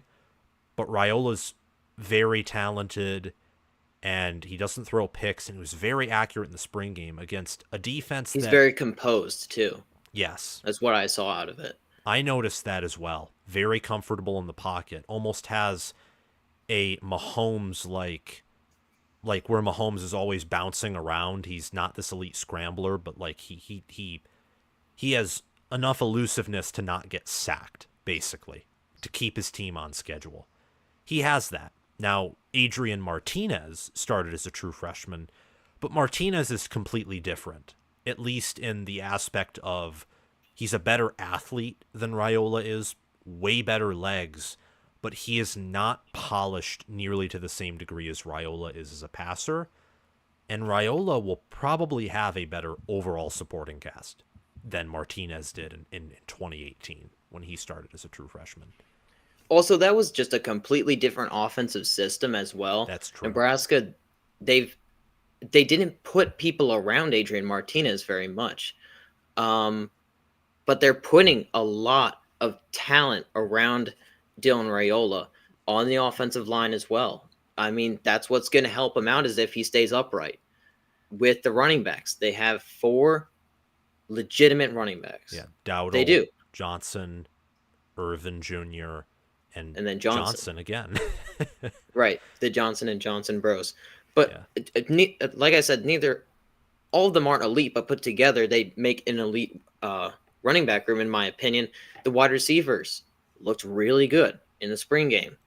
I mean, this offense looks to be really good. Yeah, and the final point I will say, when you talked about those air raid offenses, if the one point though is that Nebraska's defensive line will be really, really good. That's true. And they will get to the quarterback. So if Colorado can get the ball out quickly, if Purdue can get the ball out quickly, yes, they will have some success on this defense. But if they hold the ball, like Shedeur Sanders got sacked 8 or 9 times against Nebraska's defense. Hudson Card last year with Purdue, this was last year, had a very tough time because he held the ball for a second too long, and Nebraska's defense was right there. Nash Hutmacher on the interior, Ty Robinson, Jamari Butler, Prince Willem Yellen. I mean, lots of talented guys. Yes. Yeah.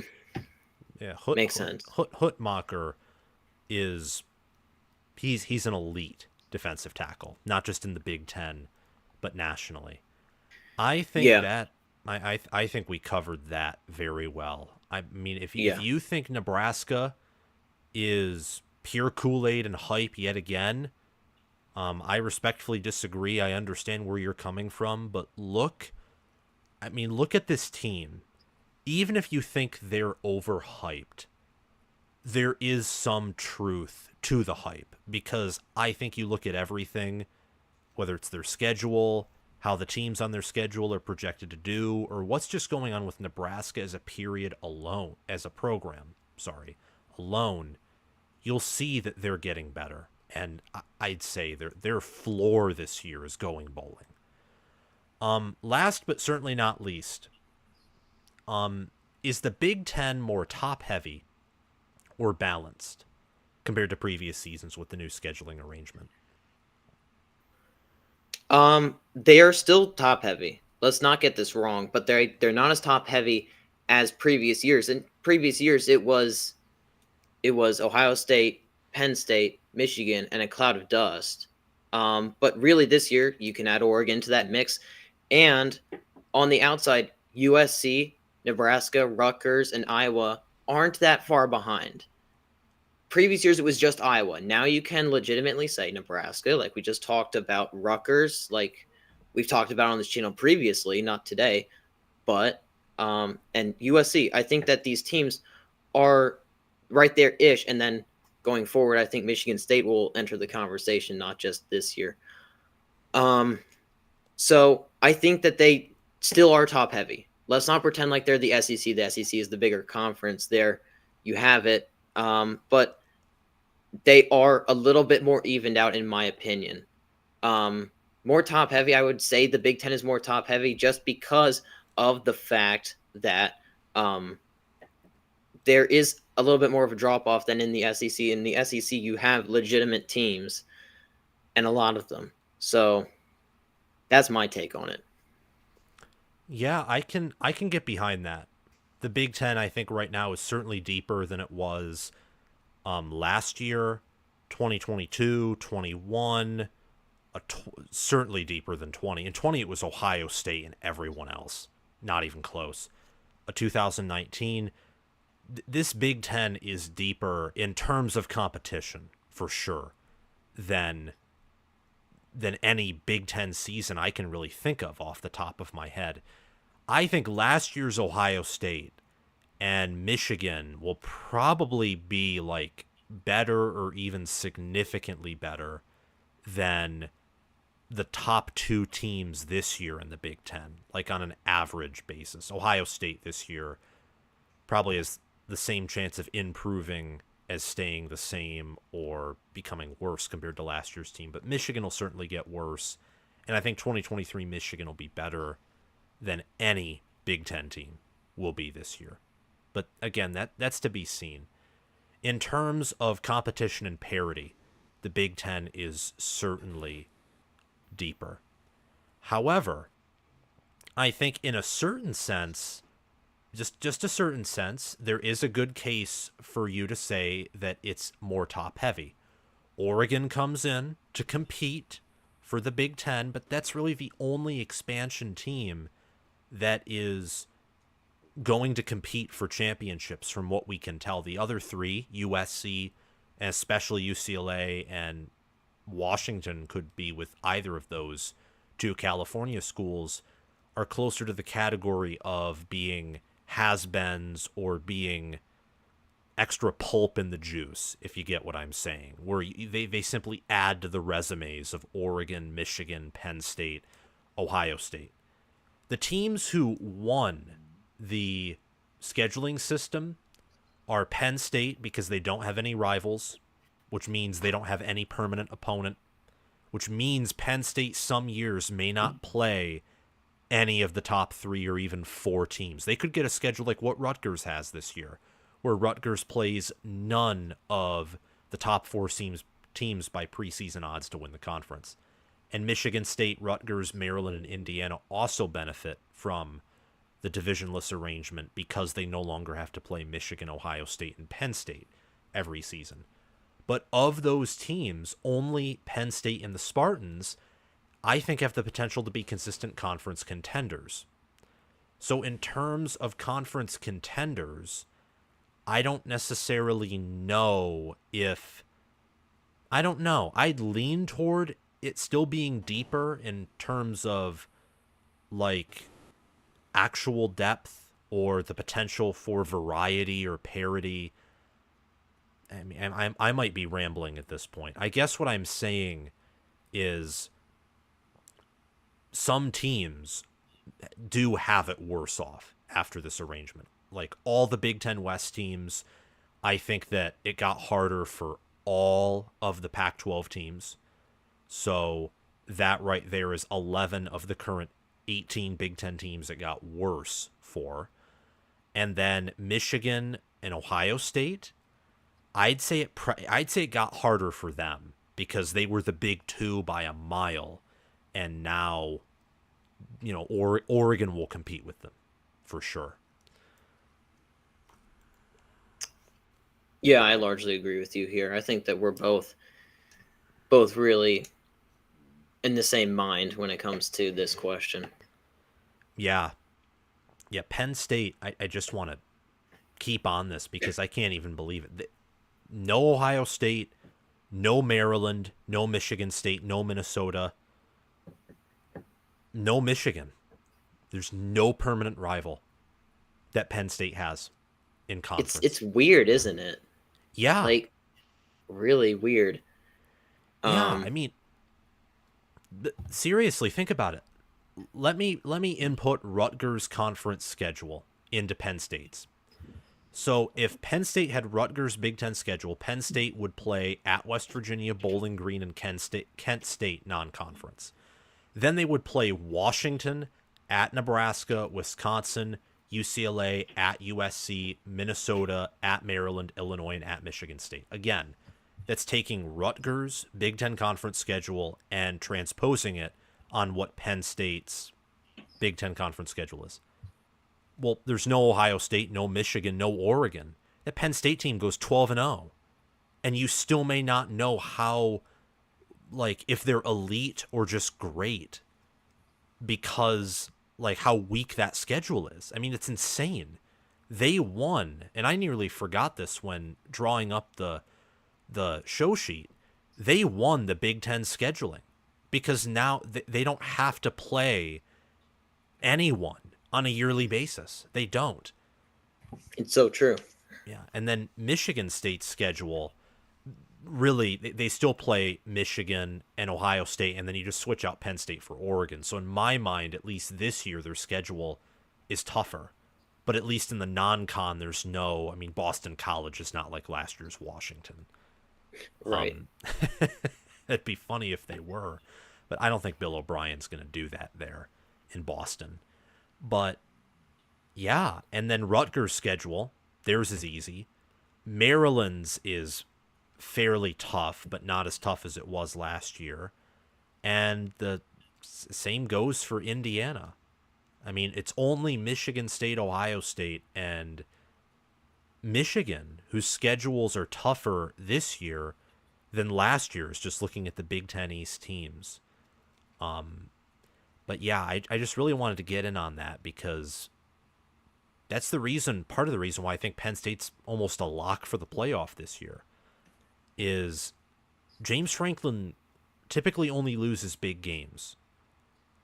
There are some exceptions to that, like the COVID year or 21 or 2018.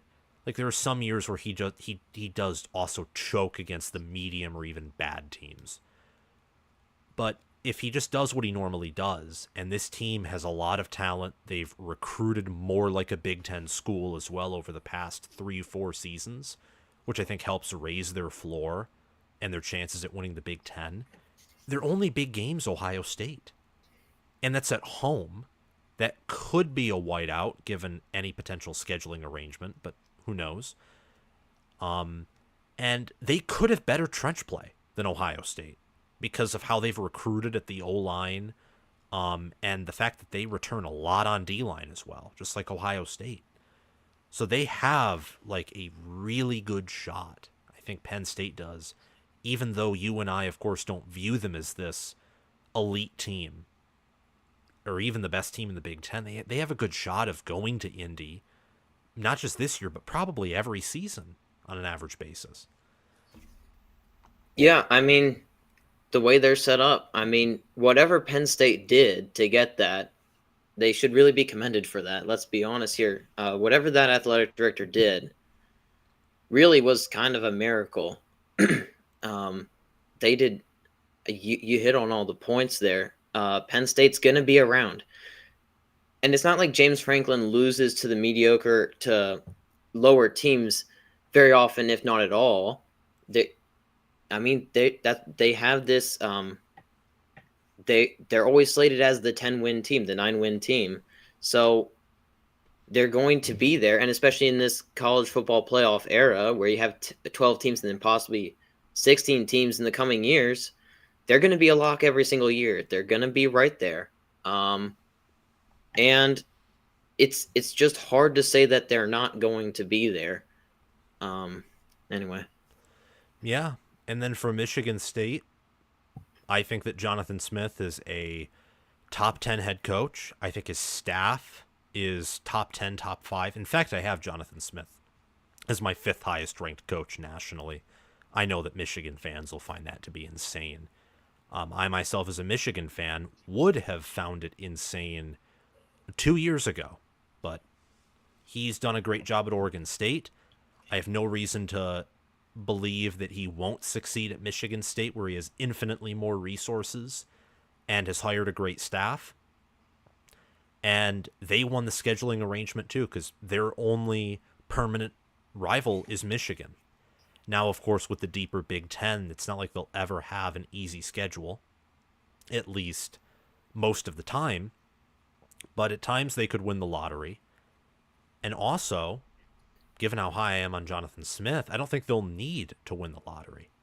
I think there will be some years where they can win several games or maybe even dominate a tough schedule. In, of course, I'd say the medium range future. Like, not next year or this year, certainly, but probably like the next 5 years or so. 4. And this is where we go back to strength and conditioning and player development, because Michigan State, they have all the tools to be elite in those categories. I think that they look a lot like where Nebraska is, just a year behind. They have a legitimate head coach. They have a legitimate staff. And what Michigan State has this year that Nebraska doesn't is a quarterback. When you have a quarterback, you have a chance. So I don't think that they're going to be bad this year. I think Aiden Childs is a pretty darn good quarterback. But for this year, it's going to be hard to predict them, just record-wise. Yeah.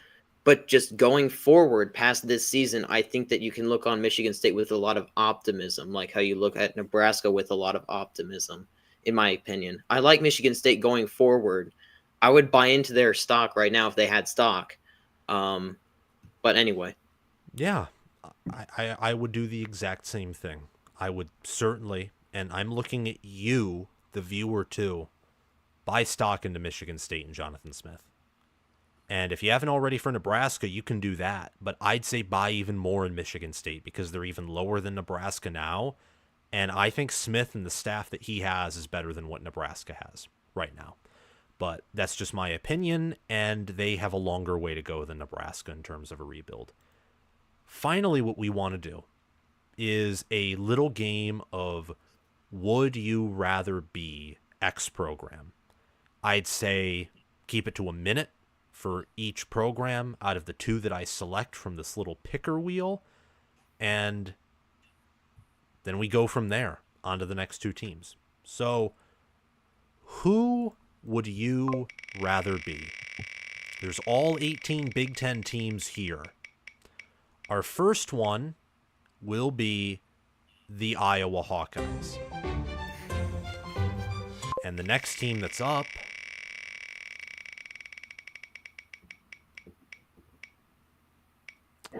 the Minnesota Golden Gophers. Who would you rather be? Iowa or Minnesota? Wait, really quick, to be clear, is this for this year or just for the coming years? Both. Like, briefly for this year and the coming years. Okay. I would rather be Iowa. I think Minnesota is on a downward trajectory. I think Minnesota, PJ Fleck has been trying to get out of that program for years now. He really tried to get out of it to get to the other jobs this year. And Iowa is a very stable program. For as many jokes as we say about their offense and how bad their offense is, those jokes are still funny. I think that they're a really stable program. They develop defensive talent and special teams talent. Kirk Ferentz is still a very good developmental head coach when it comes to the defense and the special teams. And in Minnesota, they just seem kind of lifeless right now. They're just kind of floating along with an FCS quarterback now in Max Brosmer. I'm not sure how he's going to play, but if anything, that just shows where they are at as a program, needing to have to get an FCS quarterback to play quarterback this year. So I would rather take Iowa. Yeah, I mean, I would rather take Iowa as well, both for this year, more importantly, though, long term. I think that long term, Iowa with the right head coach, especially one who's adaptive and cares about the offense while wanting to maintain the defensive tradition, I think Iowa could actually be like a legitimate Big Ten contender, which might sound insane, but I don't really think so. They've won the Big Ten before under Ferentz and then Fry, and I think with the right commitment to football from the donor base and from the university and the right staff, I think they could get it done. For Minnesota, I just can't see those things. I think Fleck had a really good year in 2019. Maybe he can get back to that, but it's going to be sporadic at best when it comes to competing to be a good team.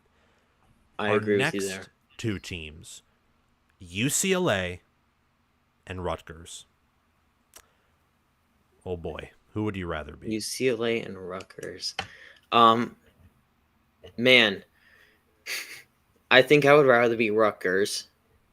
I'm not saying that UCLA is going to be terrible in the future or terrible tomorrow, this year, but Rutgers with Greg Schiano, I think Greg Schiano is just a better head coach than Deshaun Foster is going to be. I wasn't too sure about the Deshaun Foster hiring.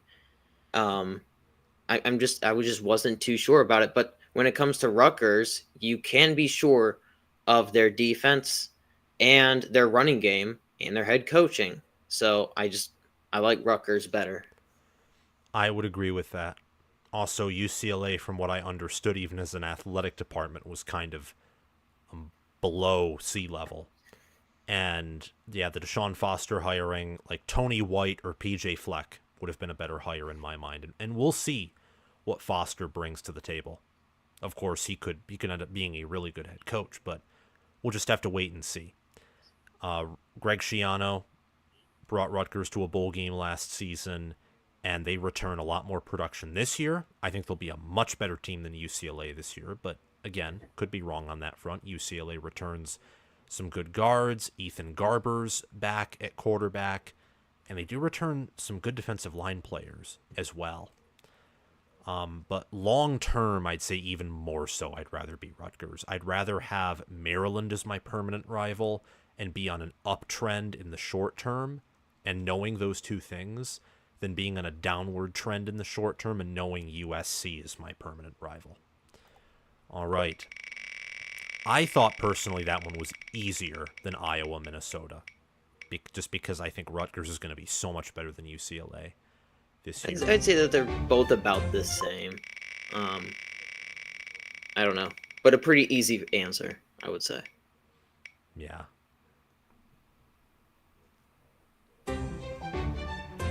Okay. This one is interesting. We have Purdue and Illinois. That's actually rough. That is rough. Who would you rather be? I think that I would rather be Purdue. I think their offense is explosive enough to put points on the board. Along the same vein, when I talk about Minnesota, I talk about with Illinois. They just seem kind of lifeless right now. They don't really have any defining factor about them right now.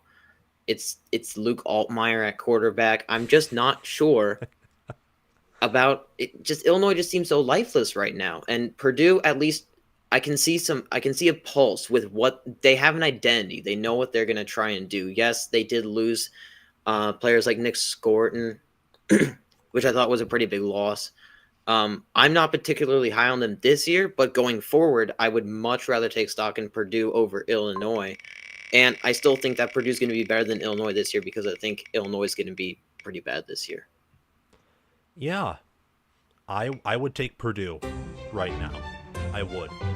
Both for this coming season and long term. I think Purdue has proven historically it's easier to win there than at Illinois in the long term, but both areas are difficult.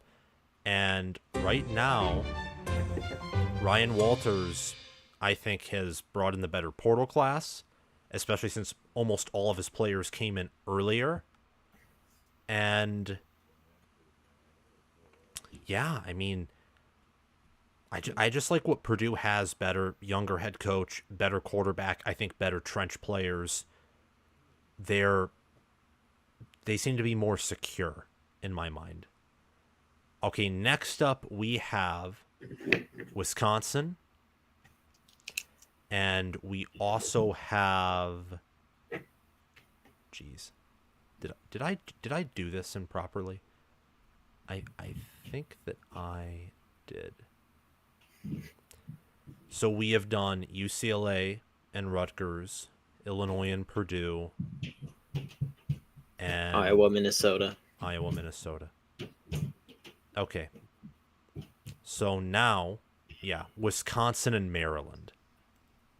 Who would you rather be? I would rather be Wisconsin 10 out of 10 times, both this year and long term. No, I would rather be Maryland. I'm just kidding. I would rather be I would rather be Wisconsin. Wisconsin just looks a lot better as a program. Luke Fickell looks like he's headed in the right direction. They've recruited well. They've gotten some good players out of the transfer portal. Maryland, it looks like that. It just looks like their best was with Taulia Tagovailoa, and it's just not. It just the program doesn't jive with me right now. Yeah, that's understandable. I think Maryland's going to take a huge step back this season, and Wisconsin will take steps forward, even if it doesn't necessarily translate record-wise, in my opinion. They use the portal better than Maryland, they've recruited better, and they do have a much better head coach. I mean, Luke Fickell, one of the best head coaches in all of college football, and people are selling on him way too early. I'd say he's top 15. Yeah. Something like that. Yeah. In my opinion, yeah, top 15, top 10. This one's intriguing. Michigan or Nebraska? Who would you rather be? I think I would rather be Michigan just because they're already there. And Sharon Moore, he's not going to change up anything than what Jim Harbaugh did, because Jim Harbaugh took that team to the national championship, and Sharon Moore just hands off, don't touch it, and just let it continue to do its thing. By hands off, I mean don't touch player development, don't touch recruit, just continue to do what you were doing, continue to teach tackling at an elite level, blocking at an elite level. Things that made Michigan great is still going to make them great in the future. Nebraska, they have a lot in front of them, but are they going to go to a national championship? Are they going to be in the college football playoff? Maybe eventually down the road, but I don't see it this year. They'll be good. I think they'll be inside the top 25 for, I wouldn't say the majority. If they beat Colorado, I think they would be in the top 25. But I think that I would rather be Michigan right now. If you looked 5 years down the road, then then this would be a really interesting conversation. But I think right now, Nebraska is about 3 years behind where Michigan is right now. In 3 years, I think that they will, 2-3 years, maybe even, I think that they will be right there with Michigan. Yeah, long term, it's hard to pick between the two, but I'll lean Michigan just because they're already there. And I think Sharon Moore and the staff that he's built, and especially the strength and conditioning program, are great, especially the strength and conditioning program, which I would still list as elite. And this year, I would pick Michigan 10 out of 10 times as a team. Exactly. Yeah, but long term, I'm telling you. It's hard to say. Yeah, it's hard to say because I think Nebraska is up there. And I mean, you look at last year, too. I mean, Michigan beat Nebraska 45-7. Let's not forget that happened. Yes, it's a different team, a different era, even a different head coach. So, but that's still the two programs. Yeah, absolutely. Okay, Indiana and Northwestern. Who would you rather be? You see, both of these teams have upside, in my opinion. Indiana, with their new head coach, Kurt Cignetti, I think has a lot of upside. And I think David Braun is one of the best outright coaches when it comes to coaching football. I think with the talent that he has, last year was a miracle. Honestly, I don't know where I'm going to lean here. I would say for the future, I'm going to lean Indiana, but for right now, I'm going to lean Northwestern. Yeah. I'd say for the future Indiana, and then lean Northwestern as well. That's exactly what I would say. Excuse me, I'm just trying to figure out something here. Something isn't working. Um,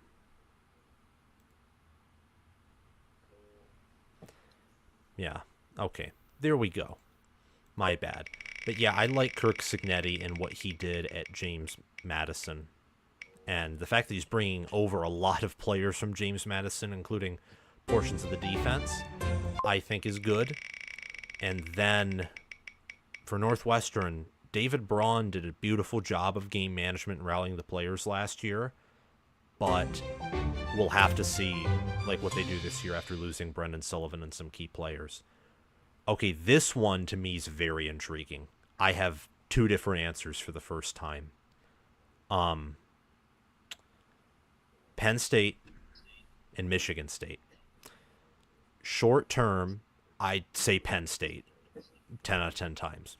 Long term, I strongly lean toward Michigan State, which I think sounds weird, but Penn State this year is obviously better. We won't even talk about that, really.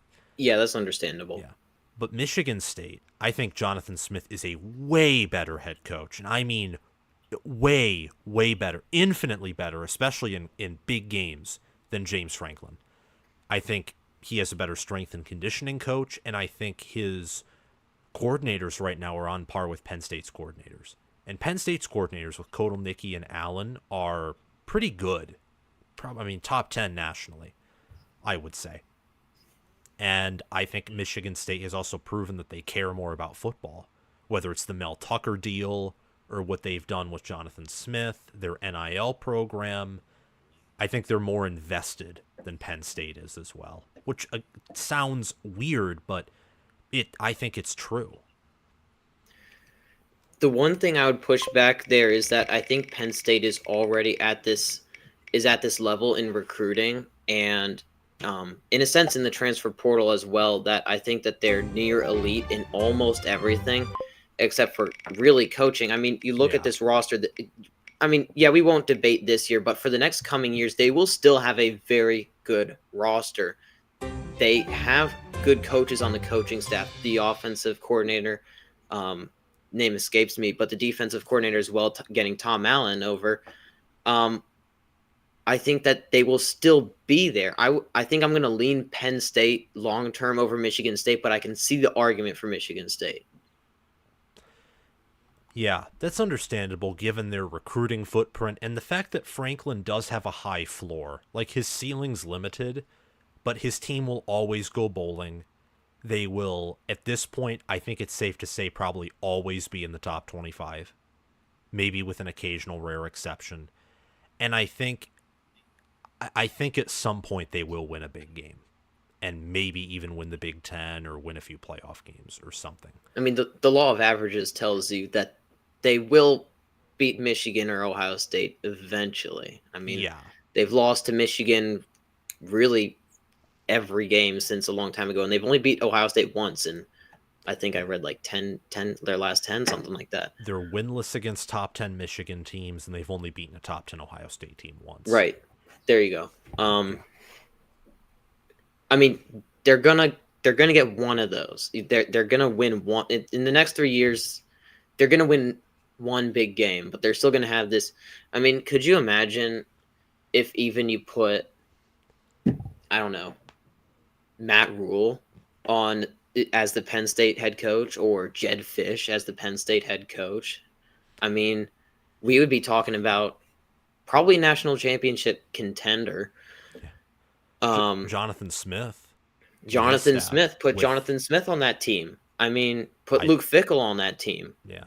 Jim Harbaugh, Ryan Day. We just listed several former or current head coaches. If they were on that team, I'd pick them to do better. It's just they have this. They can't get over that that hump, you know. Yeah. And second to last is USC or Washington. Who would you rather be? I think I'm going to go USC. We did talk about how USC can struggle, but their offense will still be elite. They will still be elite as long as Lincoln Riley is there. And Washington, I just think it's going to be a tough road to be even relevant. And USC, they have great NIL, great recruiting, transfer portal. They're getting there. It's just they've been stuck in second gear for so long on the defensive side of the ball and on the offense and defensive lines. Just once they get out of that second gear, I think that they'll be there. And I just think Washington is just it's gonna take them a while to get back to 9 wins, in my opinion. I could be wrong on that, but that's how I view it. Yeah, I would say this is really tough for me. I'd say this year I'd rather be Washington because even if they are worse than USC as a team, there's far less pressure. I mean, there's a That's massive very true. pressure differential here, more so than any other two teams that we've compared, even compared to the next two, Ohio State and Oregon. I mean, Washington could go 4-8 or 5-7, and there'd be frustration with Jed Fish, but there'd be patience given. USC does that. Riley may be gone by the end of the season. And if he's not, the fan base will totally disengage unless they're really good the following year. Long term, I would go with USC, though. Because in making that Riley hire, they've shown that they're at least trying to be serious about football. With Washington, I don't have the same read on Washington as I do USC, but I know that USC is a blue blood and Washington isn't, and they have better recruiting grounds. So with that, I would just lean USC long term in particular. And just with prestige and NIL in general, I mean, Washington last year was kind of a one-off compared to USC. Yeah. And finally, we have Oregon and Ohio State. This year, you This know is what? probably the toughest one out of the bunch. Yeah, for short term, I'd say this is the toughest. For long term, I would rather be Oregon. You may have the same level of program as Ohio State, potentially one that's even better, and you don't have the same expectations. And you have more Yeah, resources because Phil Knight exists. But short term, I don't know. In terms of pressure, you'd rather be Oregon. In terms of capacity to win the conference, Ohio State. In terms of capacity to win it all, I'd say go back to Oregon. So I'd actually lean Oregon for both. I think I'd lean Ohio State this year because you cannot deny that their roster is elite right there. And I would say, and we can debate this, but I think Ohio State's roster is better than Oregon's slightly this year. Long term, they're both right there in recruiting and they're both right there in transfer portal. I think Oregon, with be it the Nike deals and just everything, has a slight advantage when it comes to NIL, but they're both right there at the top of all of college football, really, when it comes to NIL.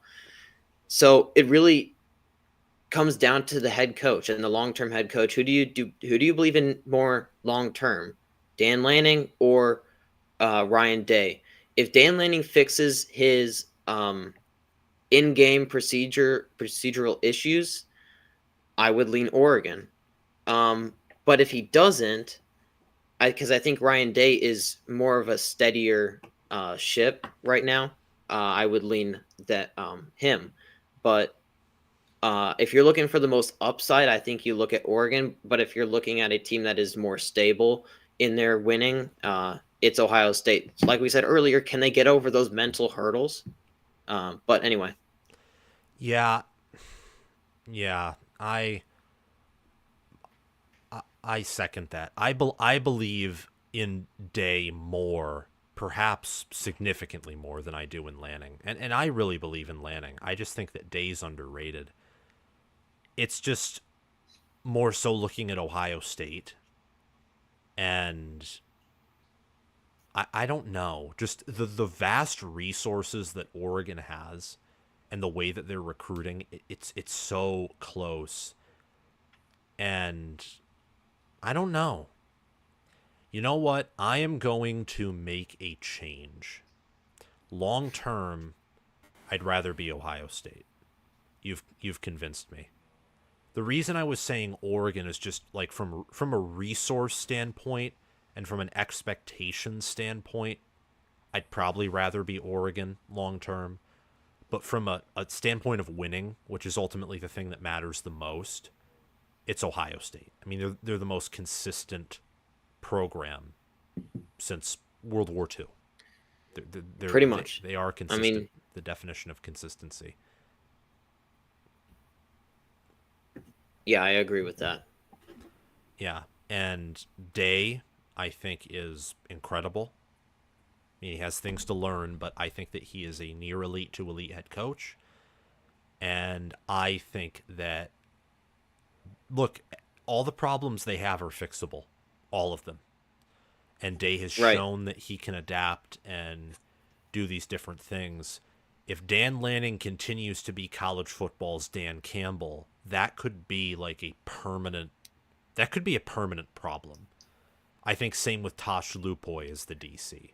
I don't think that he is an elite defensive coordinator, just looking at his time at Alabama and his current And time at Oregon. But who knows? Again, I could be proven wrong. yeah, These, I'd say, long term are probably the two best programs in the Big Ten, just currently. Michigan certainly could contend for that, though, and I'd say currently Michigan's the best program in the Big Ten. if Michigan could recruit just a little bit better, I mean, they're there. They get top 15 classes. If they could land one or two 5 stars within all their immense 4-star talent, and they continue to leave off where Jim Harbaugh left off with player development and whatnot, they could be there. Let's not pretend like they couldn't. I mean, they definitely can be. If they pulled in consistent top 10 classes and continued that player development, they'd be number one in my book, because it's hard to have two or three programs in the same conference who develop to that degree, if not nearly impossible. Alrighty. That's all that I have for the show, and it's just about to be 9 p.m. Thank you all so much for tuning in. I'll try and have a Q&A session with all of you very soon, because I know for the past 2 episodes of Touchdown Talk, there has not been time for a question and answer session. But thank you all so much for tuning in. I saw that the chat was very active, and I like that very much. Thank you again, Big Ten Quick Talk, for coming on this show. And I hope that you all have a phenomenal night and a great weekend. See you guys very soon.